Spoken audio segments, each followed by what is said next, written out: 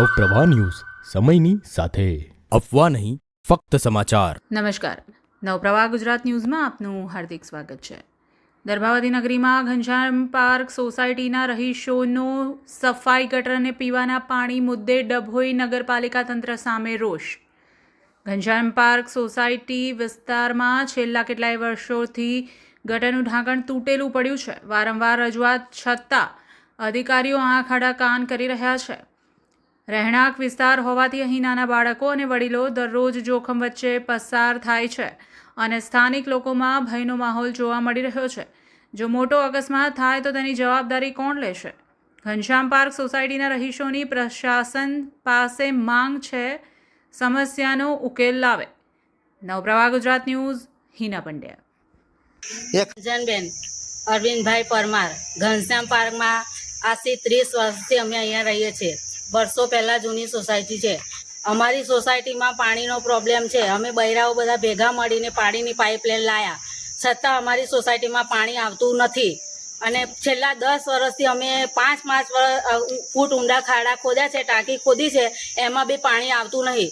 અને પાણી વેરો ભરવાનો, સફાઈ વેરો ભરવાનો, ગટર વેરો ભરવાનો, તો અમે અમારા બોરિંગનું પાણી પીએ છીએ। તો આ પાણી વેરો ભરીએ પછી છતાંય અમારા બોરિંગનું પાણી પીવાનો શું મતલબ?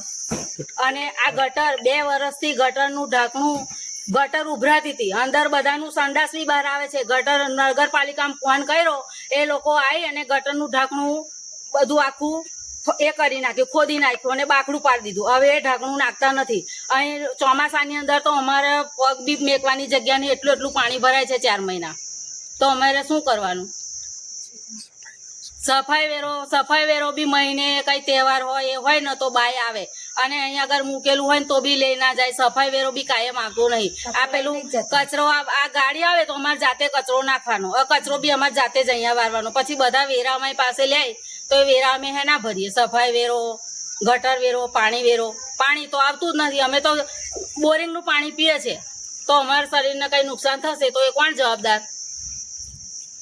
ભાઈ પરમાર છે। અમે આ સોસાયટીમાં 1996થી અમારા શરૂઆતમાં કોઈ પણ સોસાયટી નથી, ત્યારથી આ સોસાયટી છે। અમને રસ્તાની સગવડ નથી, પાણીની સગવડ નથી।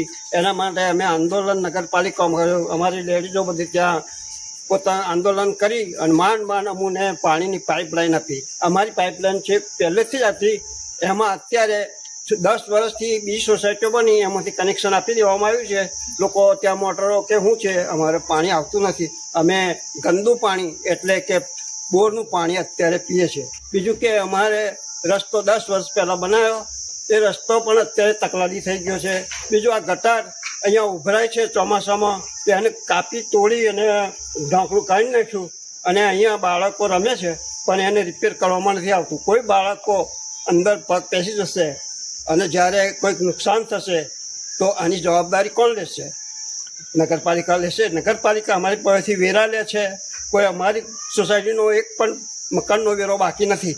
વેરાવાળા પણ આવેલા, અમે કહ્યું કે આ તમે જુઓ પછી વેરાની વાત કરો। તમારા પ્રશ્નનું નિરાકરણ નહીં આવે તો તમે આગળ શું કરશો? હા, અમે જો આ નિરાકરણ નહીં આવે તો ગાંધી ચીધા માર્ગે આગળનો રસ્તો કરીશું।